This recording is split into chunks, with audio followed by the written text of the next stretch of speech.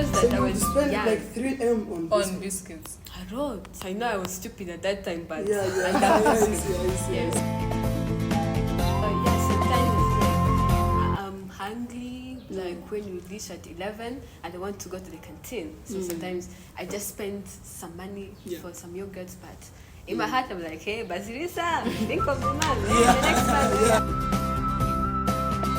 But for me, at my school, we had the canteen. Yeah. And the only thing in my mind was like, whenever I get money,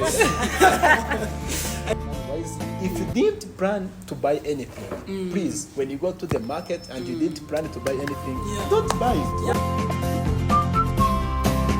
Hi everyone, welcome back to our podcast. It's your host Lindah Ganza and I'm with my co-host Omeri. and today we're talking about all things money.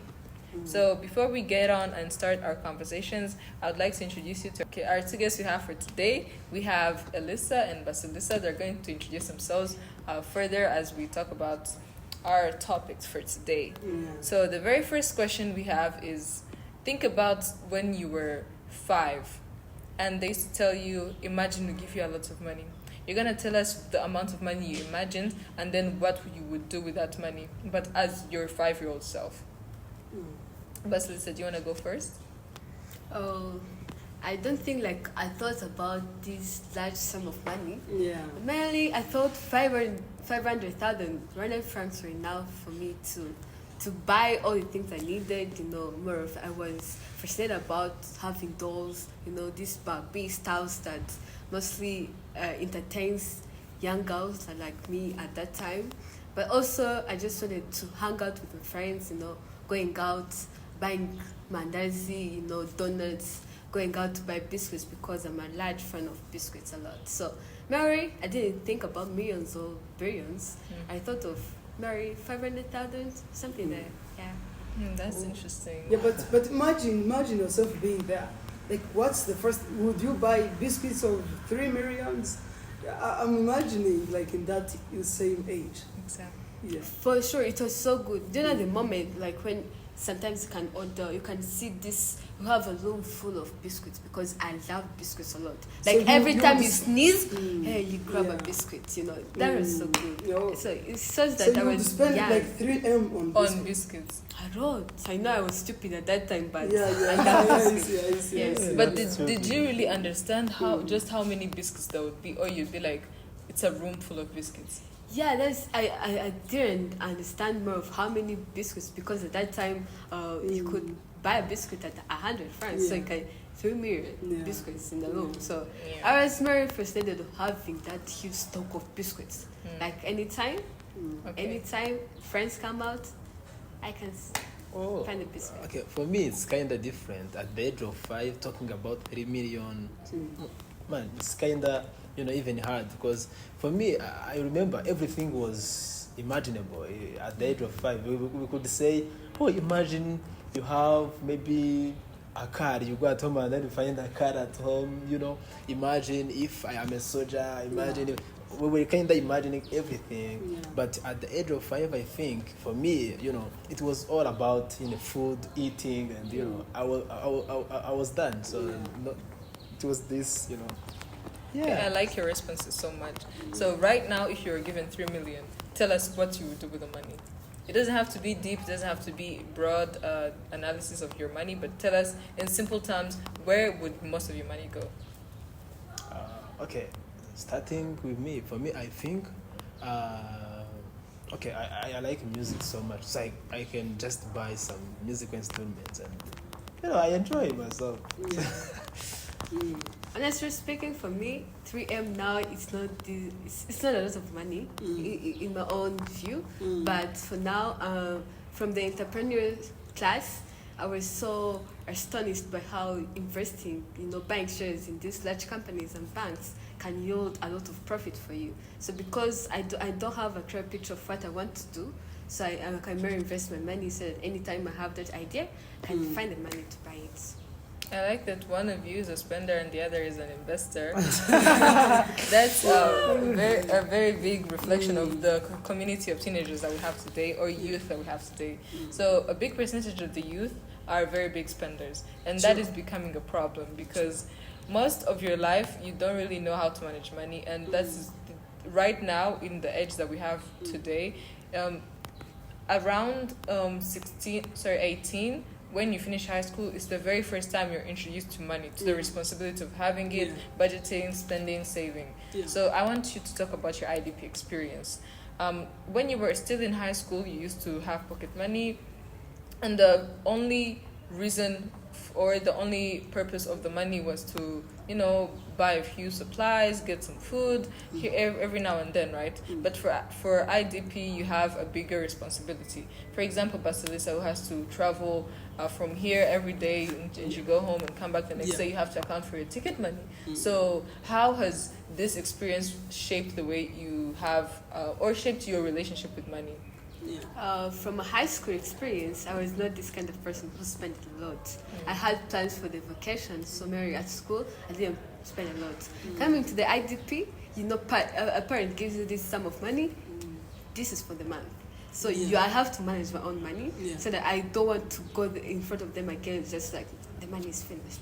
So mostly, like when I take a bike, and I say like I want to go to Nyamirambo, and this cyclist is like 1.5 km, like I go there for 800. So sometimes they even tell me 1,000. I'm like, at 800, Exactly. no negotiation. Then because I think only those 200 coins for 4 days they account to 800 that are used for the next transport. So that's an experience. That's more economical. My brothers always accuse me of being stingy, but that's being responsible. There are people who are very, very economic. A motorist tells you 1,000 and start 900, 950. As if like 50 can even buy anything. You see, but don't you feel maybe pressured when your parents, so let's say they give you 30K at the start of a month? Don't you feel pressured maybe to go in somewhere in a restaurant, take some good things? I don't know if you ever feel pressured in such a way. Sometimes I feel like I'm hungry, like when you reach at 11 and I want to go to the canteen. So sometimes I just spend some money for some yogurt, but in my heart, I'm like, hey, Basilisa, think of the man. The next man. True. Oh, okay. For me, it's kind of different. You talked about your high school, and you said that you were not this person who liked to spend a lot. But for me, at my school, we had the canteen, and the only thing in my mind was like, whenever I get money, I go to canteen. I remember for us we didn't have a canteen. And I would like you to hear more about people who didn't have a canteen. Exactly. And personally, at school, I didn't like this kind of food they cooked for us. So my heart always was at the canteen. And whenever I get money, I didn't care about saving. I was like, let me eat, let me care about myself, and maybe others will come in the future. But here in IDP, it's kind of different because I have to to plan. For example, I have maybe a friend and he may meet with some issues I have to visit, or maybe even other things that I'm not going to ask my parents to give me. So I have to plan ahead and say, let me save this 5K, I will need it tomorrow. So that's this IDP taught me a lot. And I think there is this feeling that I had at school. I was like, every time I go out, maybe I buy many mandas, I buy milk, I buy everything. And I was like, at the time I'm finished with high school, I will go eat a lot of them. But since I finished my high school, I've never been eating like a mandas. Because I wonder, for people who had the canteen in the school, I wonder the amount of pleasure, because for us, we're just free. You were like, there's nothing else I can do, I take this food. And I think that brings us to a kind of, maturity and awareness. When you are done with the high school, how do you feel about these mandas that you used to, like really, really much, For me, I think whenever something which is attractive is near you, you are very tempted to spend your money because something which is attracting you, it is near you, and sometimes you have no choice. But for people who didn't have canteens in their schools, you know, you see, they just have money and they just keep them for the future. So I think we are very tempted to buy things, and this is something which is, you know, nowadays in youth people. Yeah. So they are very attracted to things through social medias and other things. So that's more affected them. So what I want us to go into next is, you know, in high school we all did entrepreneurship as a course, right? And I know at some point we studied about saving or budgeting or you know, all of these lessons on financial literacy. And even here in IDP we covered that. So I want you guys to tell me, do you think these classes have been really effective in the way that you balance your money or in the way that you manage your money, or experience is a better teacher? Like, I want you to compare when you were still in high school and they gave you all of these lessons about financial literacy, and when you finally got out of you know, school and started having your own money. Did you actually use these lessons, or did you refer back to these classes and you were like, oh, my teacher told me when I have money, the less I have, the more I have to save? Or was it more of let experience be the teacher? For me, I believe those classes did not add up anything. The teacher could, I had a teacher called Adele. No budgeting, make a budget, income, expenses. More of my income was the pocket money. But trust me, I never used the budget. The same things applies to normal families, normal life. They never use budgets most of the times. So I believe experience is the best teacher until you buy a shirt of 20K and to go in the neighborhood and find like you can buy it for 5K. That's when you understand the experience is the best teacher. Exactly, because okay, in entrepreneurship I was this, you know, a good person, and even sometimes the teacher could ask me to go and help my colleagues you know, to teach them some courses, but on the paper it was easy for me to write those things, and you know, but when it comes to the real life experience, it was kind of different. What I said on the paper, it was different from what I applied in my real life situations. It was about saving, budget. Man, I tell you the truth, I didn't even take time to think about it. I think it is the experience. I also think it's a good teacher because it is easier said than done. That's what we say, right?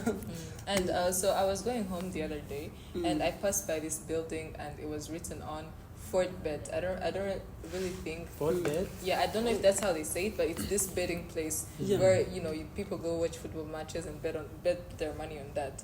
And when I was still in high school, I used to see the signs that say betting is for, you know, persons above the age of 18. And I was like, this would be interesting if I actually hit 18 and, you know, went to try to bet my money.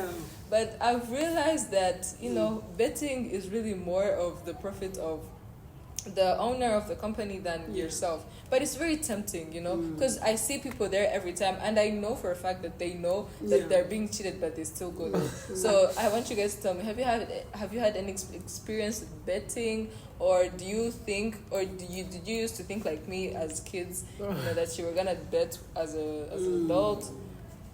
Yeah, for me, mostly on RTV, you could find like Eurocash. And be like, I want to take all that money words because I'm still young, I couldn't join. And I always wondered why my parents could not all join that thing and earn that money, and the cars and the television and the school fees, everything else. But you know, these current apps have a lot of ads, and so I fall into the trap. There is this ad of Fortbet. Then I get. Then they're like, you can bet from 100 francs to 100,000. I was like, you know what? Let me bet 400, because if I lose 400, it's fine. Then it was all about football. I'm not a fan of soccer, and I bet for these teams that I didn't even know that they win all. By soccer, you mean football? Right? Yes. So it's like, later on, I didn't even get one coin of 100. You lost your money? Yes, I lost the money, but I think when we are talking about lottery, we have to understand that these businesses which do these activities, they also want the income. So how comes do you think that they want just to make you rich, in a sense? Because they make some people win, but for others, you know, to lose, and they gain income. Yes. I don't know. So, Basilisa, since you lost your money, and I believe you have experience, so can you tell our listeners how to approach betting, what kind of mindset to go into betting with, or if they should do betting at all. Yeah.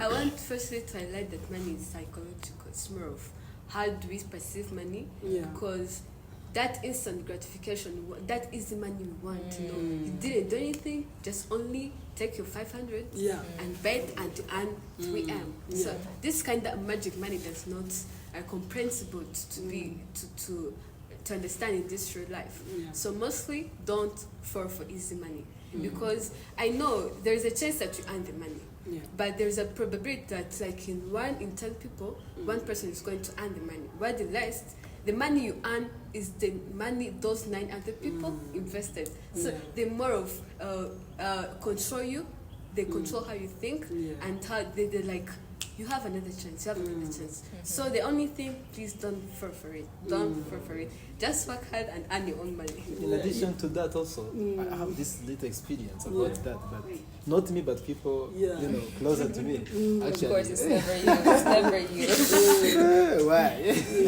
Okay, I have this brother, and he used to bet a lot, and there is this time, he won, I think, 100,000 won and friends, and he was shouting in the room, but I did it. Yeah. And after getting those money, and after a few weeks, he was like, I don't even have one coin. And at home, we were amazed. We were like, where did you use the money?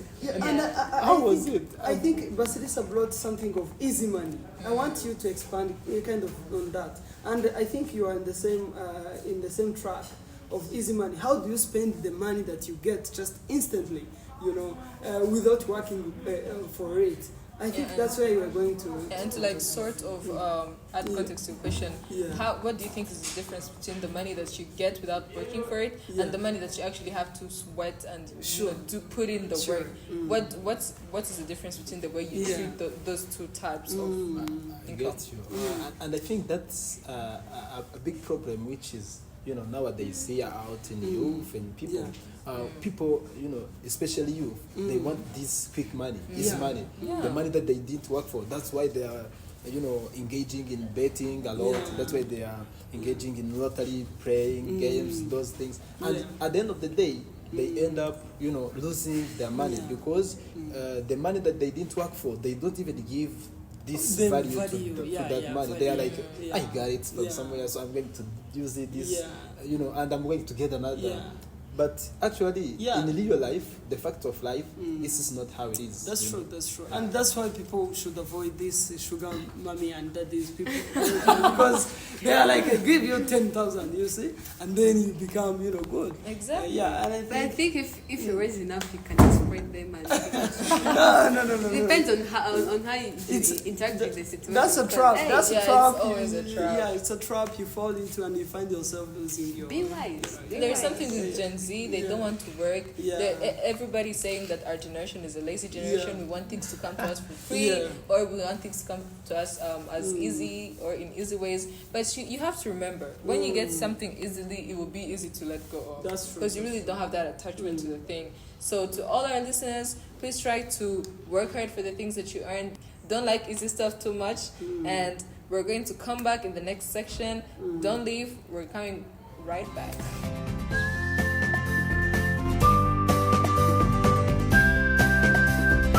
Welcome back. So before I came into IDP, there is something that happened in my village. An old man saw a message showing up on his phone saying, you won 2 million amount of money, 2 million, but to get it you have to pay 15,000. And so the old man was like, okay, if you want to give me money, why are you asking me money, And Elissa, I don't know if you've experienced that, but tell us more about if you see this pattern and how do we behave in this part. Okay, thank you so much. I want to talk about that, but in another way. About financial scams, for example, there are these group WhatsApps that are nowadays, everywhere. People are telling you, we have this business, we are trading, we are advertising these things, these pictures. They can tell you, just you're going to pay 8K, and then after paying 80K, we are going to send you a link. After clicking on the link, you are going to earn immediately 15K. Yeah. And you are like, if you're going to earn 15K, and you're asking me for 8K, can you deduct 80K and then give me the rest? So, and they are like, if you don't want it, just leave it. People nowadays, they are becoming somehow, I don't know how I can call it, but they are trying to bring these tricks to earn money from people who are not, wise enough to check and control everything. So for me, I think especially youth, these people who don't want to work for money, they want easy money, quick money. So they have to, to check on that. First of all, why this is coming in the first place, instead of just rushing into things and then you end up losing everything. Sure. People should think twice about financial scams, because I think this is something that is prevailing these days in a lot of people, especially youth who are always in search of money, quick money. And also take into consideration the fact that these financial scams used to be there a long time ago, but the difference is that with technological advancements, we have more cyber scams, they're more about technology and using, phones and internet. Now you can find it everywhere. But I like how government of Rwanda tries to mitigate it, but still we need to be aware. We need to be aware and really pay attention. So now I want us to. As people, we want to grow. Financially, people want really to grow, and we saw that quick money is not always a good way to grow money. And I'm wondering, let me maybe ask Basilisa. I'm wondering actually how can we grow money in our own ways without necessarily waiting for quick money that sugar daddies and mummies give us. How can we grow our money? Firstly, I believe for you to grow your money, you have to invest it. Mostly we think by saving some amount of money on the bank and they give you that certain interest, you're earning a lot. Because mostly these are saving accounts, not current accounts. You cannot withdraw money anytime you want it. So if you just say it's 2 years, then you won't withdraw any money. So the bank is going to trade your money. So when they give out loans in your money, they get interest. So and that interest, they're going to find a small percent and they're like, we give you interest. And you feel happy that your money is so you take your money to the bank and then you just say, I'm coming to, like, how does it work? You say, I'm coming to invest maybe, or like, how does it work? It's more of a saving money. Okay. But you don't have any access on your account. Like anytime you feel like I want to withdraw money, you can do it, but there's a cost. So mostly, what I'm trying to tell people is that keeping your money on the bank doesn't grow your money. So find ways to invest your money. And when you're investing your money, please don't fall for these scams that Elissa was talking about. Mainly Ponzi schemes. Like you find that they tell you that the first investors is like a fake company. The 3 first investors will get the money, the high profits of the money they invested. But they give a condition that you have to bring more people. So the more you bring more people, the more they think they're going to have those high profits on their investment because the first people got the profits.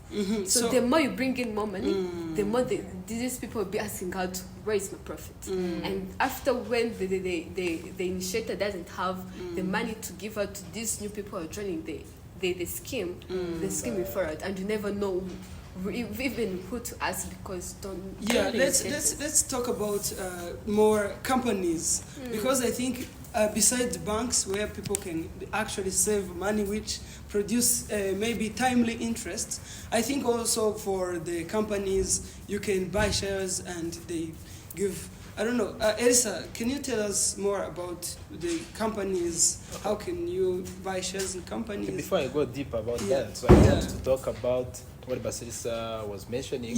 Because when you say that you have to invest your money, how sure are you that these people are going to invest their money? But if it is the basic capital, you can invest your money and then you end up losing everything. And you are going to start life from the scratch and it's going be hard. So I think before you invest your money, be conscious be mindful about in the way you are going to invest your money, because there are some ways that are very risky, and if you invest your money without being cautious, you can end up losing that, because when you start a business, it's not a guarantee that you're going to get benefit and then your business is going to grow. You can even lose it. So before you invest, so how do we make sure that we are really cautious of where we are investing money? For example, as she said, she was talking about putting your money in the bank is not a good thing, but it's not a good thing in the context of, people who have much money, so that if you invest your money and lose it, it's not going to affect your life. How are you too losing much. it from the bank? Okay. No.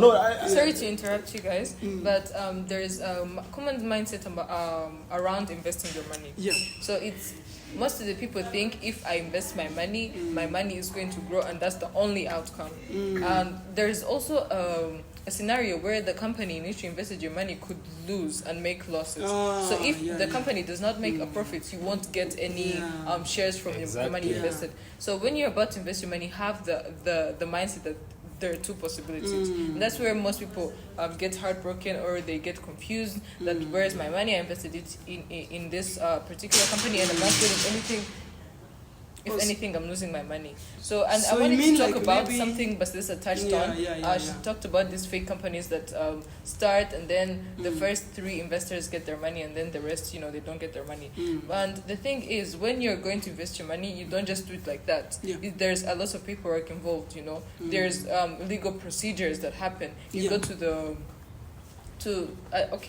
authorities, and you make sure everything is being done through legal procedures. And these companies, there's a woman in my community who she's the tailor, and when I went there to have my clothes fixed, she was talking about how she was this close to investing her money in this company. And funny thing is that she was sad about it, because she didn't get to invest her money, and all her friends were getting their returns from investing in these companies.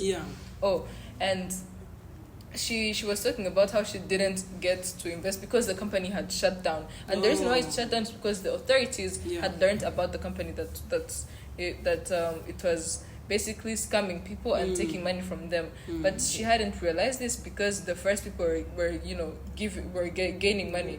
They invest around 500,000 and they give you back like 1 million. So that's a good deal, right? That sounds very attractive. But when you're about to invest such large sums of money into places, don't look at the people who have benefited from them. Look at the procedure and what it takes to actually, invest your money. Because most of the times it might be the example that everyone is going to on learn that from. point, instead of you falling for people's words, I think there is stock market. All these companies are listed out, and also showing how one share, the cost of one share, and also the interest rates that they will give out. So and they give out agents that help you through the procedure and the process of you registering for everything. So make sure that you, as Lindah tackled on it, go for the legal procedures and go for these known markets, stock markets that are but we are now we are youth. We are in that age where we are like, if I get money, I go enjoy myself and everything. And I want us to actually recognize that and tell us, how can youth now, who are in a place where buying is always favored, people want to buy different things. I want to know more. How can you avoid that trap? And be able to abstain yourself from all the pleasures and invest. What does it take? What is your advice to the youth? Okay, thank you so much, Omeri. For me, I think the way we use money goes hand in hand with the habits that we do it in our life. Because especially for youth people, I think the habits we build in our life also count more on the ways that we are going to use our money. Because I think people should, build these habits which, help them to use their money wisely. For example, I can talk about myself. Yeah. I talked about how I was in high school. Yeah. I had this habit of spending a lot, Yeah. But I came to realize that I have to start to practice these habits of saving. Yeah. I didn't tell you that I went in the bank. I went there and, I opened a bank account where I can say, even though it's 200, but it matters. I can That's just take 200, 500, and I put the money there just for the sake of saving. I don't even necessarily need to say that I'm saving this money because maybe in this coming 2 years I want to buy this. That's okay. That's a good idea if you have this specific goal. But even though you feel like I don't have a goal, that's also another issue. Yeah, You that's people, true, that's true. they are like, I don't I'm have just anything in my mind. I'm just Why are you telling me to save? I don't Yeah. have anything. But even though you don't have something in your mind, I think life will bring you something. Yeah. So Yeah, later save on. money, build these habits of saving, Yeah. using money wisely. If you didn't plan to buy anything, please, when you go to the market and you didn't plan to buy anything, Yeah. don't buy it. Yeah, I like how you brought the idea of habits, and I think also, habits really can influence how we use money, Exactly. how we get the income from it.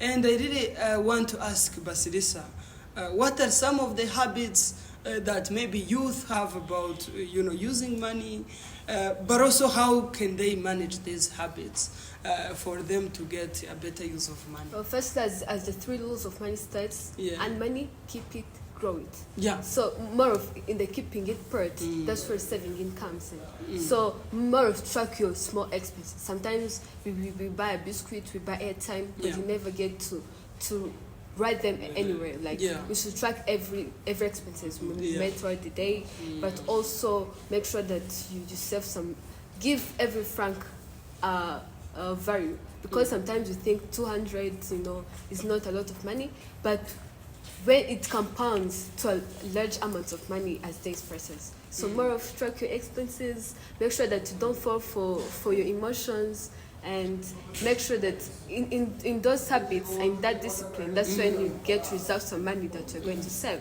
After you save, make sure that you invest your money. Yeah. Find, even if you can lend your money to someone else, they can give you some interest, your parents, your cousins. Yeah, it's more of when you track your expenses and you know your income, you get to save some money, then grow your money. Yeah. Yes, and I'd like to talk about something very tiny that people tend to overlook. And I've realized that most households don't do this, and they think it's for when you have a lot of money, and that's budgeting. Budgeting is very important, mostly when you don't have money. When you have little money, the less you have, the more you should budget, because you really don't have the capabilities in your financial status to be able to make to make mistakes, or to invest your money in places that it's not supposed to go in, or to spend it recklessly. So budgeting is a very important step that I think the youth today should be able to understand, and they should start practicing it with your pocket money at school, when they give you money to buy your sanitary supplies, or things to sustain yourself. Remember to budget and to actually be able to account for every single franc that you're given.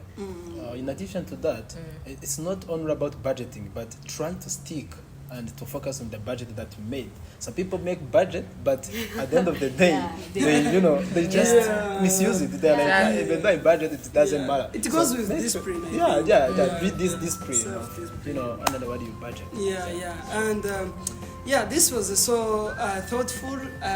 I thank you, or Elissa, thank you for coming. Welcome. Basilisa, also thank you for coming. My pleasure. My host, Lindah, thank you for coming. Thank you for see you in the next episode.